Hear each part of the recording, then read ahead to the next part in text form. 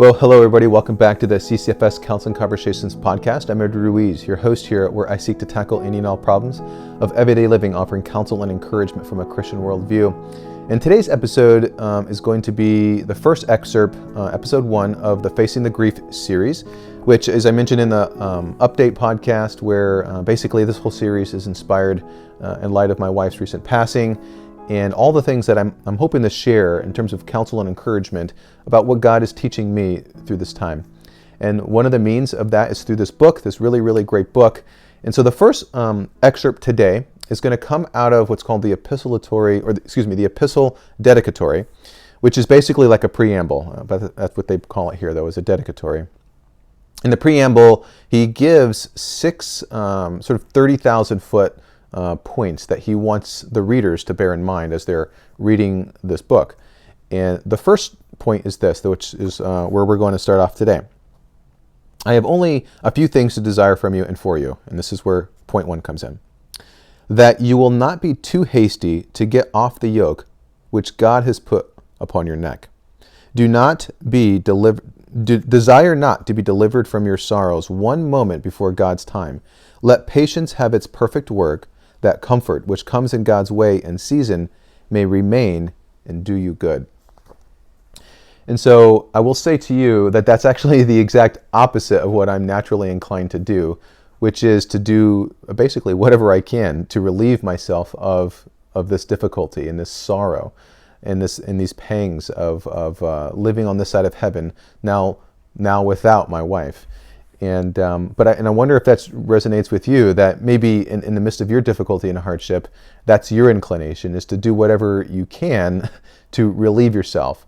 And that's even, I think, what oftentimes the world would have us do, is to do whatever we can to distract ourselves and to not necessarily see that not only is there something good that God is doing, but that God himself is the one who brought about your hardship and your difficulty.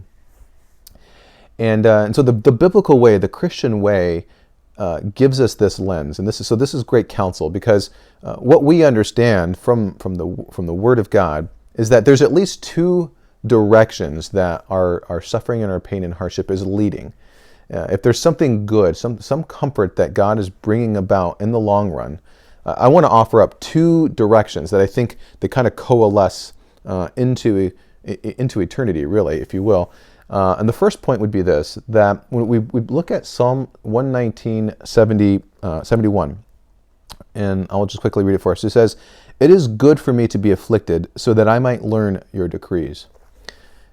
So the first thing that I want to share here, and that I think where John is getting at, and what I pick up here from the Word, is that our affliction, our hardship, our sorrow, our pain and difficulty, part of the aim of all of that is that we would learn God's decrees. We would learn his ways. We would learn his law and come to love his word. And so to the degree that your suffering and your hardship and pain is leading you back to the word of God, that is good. That's part of the work that your suffering is bringing. And I think the other direction too is to get a little bit more tangible here, if you will. Jesus himself says that, "Come to me, all who are weary and heavy laden, and I will give you rest." And so if there's any other direction that your suffering and hardship is bringing you, and I pray that it's bringing you actually directly to Jesus, and I would offer and suggest to you that that is where suffering under God's providential design is leading us and should lead us, is to Jesus himself, where Jesus himself bears our yoke, but we even take on a yoke that he gives us. And so that's the first episode today. That's my first point. Do not be too hasty to rid yourself of the difficulty that God has brought upon your life. And I pray that was helpful to you. Let me know in the comment box below what you think. And until next time, I'll talk to you soon. Bye.